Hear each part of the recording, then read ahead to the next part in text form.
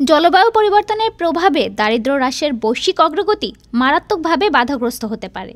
এর ফলে ২০৫০ সালের মধ্যে অতিরিক্ত ৪,১০,০০,০০০ মানুষ চরম দারিদ্র্যে পড়ে যেতে পারেন বলে সতর্ক করেছে বিশ্বব্যাংক। দ্য ফিউচার অফ পভার্টি শীর্ষক প্রতিবেদনে সংস্থাটি জানায়, বিশ্বজুড়ে চরম দারিদ্র্যে বসবাসকারীর সংখ্যা প্রায় দ্বিগুণ হতে পারে।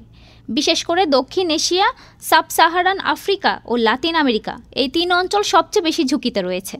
প্রতিবেদনে বলা হয়েছে, কেবল দক্ষিণ এশিয়াতেই ২০৩০ সালের মধ্যে ৪,৮৮,০০,০০০ মানুষ চরম দারিদ্র্যের মুখোমুখি হতে পারে। বিশ্বব্যাপী দারিদ্র্যের সংখ্যা বাড়তে পারে ১৪,৮৮,০০,০০০ পর্যন্ত। বিশ্বব্যাংক বলছে, উচ্চ আয়ের দেশগুলো জলবায়ু সংকটে সবচেয়ে বেশি ভূমিকা রাখলেও ক্ষতির বড় বোঝা বইছে নিম্ন ও মধ্যম আয়ের দেশগুলো।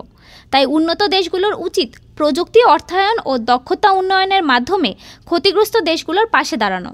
প্রতিবেদনে বলা হয়েছে, জলবায়ু পরিবর্তনের কারণে খাদ্যদ্রব্যের দাম বাড়বে, যা সরাসরি দরিদ্র জনগণের ওপর প্রভাব ফেলবে।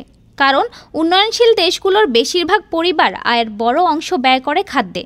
বিশ্বব্যাংকের হিসাব অনুযায়ী ২১০০ সালের মধ্যে যদি জলবায়ু সংকট মোকাবিলার কার্যকর পদক্ষেপ নেওয়া না হয়, তাহলে বৈশ্বিক অর্থনৈতিক উৎপাদন ২৩% পর্যন্ত কমে যেতে পারে। এখনই কার্যকর পদক্ষেপ না নিলে জলবায়ু সংকটের কারণে বিশ্বজুড়ে দারিদ্র্য ও বৈষম্য আরও প্রকট হবে। ডেস্ক রিপোর্ট, আজ বার্তা।